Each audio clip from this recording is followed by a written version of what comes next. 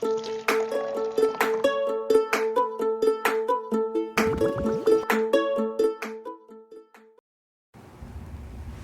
this is Dr. Michael Tebbe with Bright Star Chiropractic. Today I want to share with you about how I check babies. So first we start off with the history, so I'm asking you questions. What was the pregnancy like? Were you in a lot of pain during pregnancy? Did you have to be on bed rest? Were you able to move around a lot during pregnancy? How was your sleep? Second, we ask how the birth was. Was there interventions like a C-section, Pitocin to start labor? How long was the labor? Did they have to use anything like a vacuum to help baby come out? I asked the partner, did you see them pulling the baby out? Were they using a lot of pressure or force? I mean, they say that birth is one of the most challenging things that we'll ever go through. I mean, nobody's been able to clarify that because you can't really ask a baby what that experience was like. Third, then we ask questions about baby. How are they feeding? How are they sleeping? Do they prefer to be in certain positions? Do they always keep their head to the one side? Do they prefer feeding from one breast than the other? How is breastfeeding going? Or is there challenges there? Because these are all signs that can tell me that, yeah, there's a movement problem going on. Because in a previous video, the biggest things that'll show up that are signs of movement problems are sleeping problems, feeding problems, and a baby that just is really hard to calm down. They cry a lot. And no matter what you do, they don't calm down. And then we get into feeling. So I'm gently feeling like, how's baby moving? How's their head turning? Feeling the bones of the head. You know, what are those like? I'm also observing as I'm doing that, like, do their eyes move the same way both sides? Like if they're moving their face, if they're crying or grunting, does the face move equally side to side? If they're sucking on a pacifier, how does that look? What's their cry like? Do they respond when I clap or make a noise?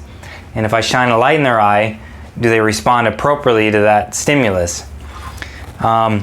We also go in and just gently feel the movement of the spine. Typically with babies, where I'm going to feel issues, if there's a movement problem going on, is either within the joints of the head, which we call sutures, or the joints of the spine, especially the upper neck is going to be a big area, or the lower part of the spine. Those are going to be areas that are going to show up for the baby, and that's where we have to work to restore normal movement. And then I'm also looking, in the exam, we're looking at their overall nervous system, like checking the primitive reflexes. They should have these reflexes, and they should disappear by a certain age. Depends on which primitive reflex we're talking about. The reason primitive reflexes are important is because if they retain them, if the nervous system never integrates that, later on these kids can have learning issues and motor issues. Maybe they trip a lot, or it's really hard for them to coordinate catching a ball with their hand. Those are examples. Learning wise, because they're trying to coordinate like what they're seeing and trying to move their hand.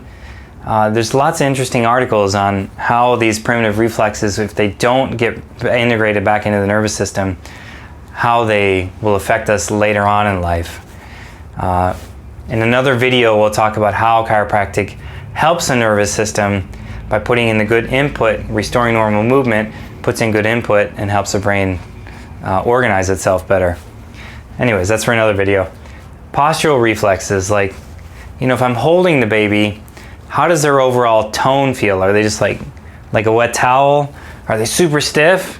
Or do they have a nice tone that, like, they resist you when you hold them? You know, they just don't want to fall through your arms, but they have some tone there that keeps the baby strong. So those are the things that we check for when I check a baby. And it's really safe, gentle, and all this stuff tells me whether or not there's a movement problem going on.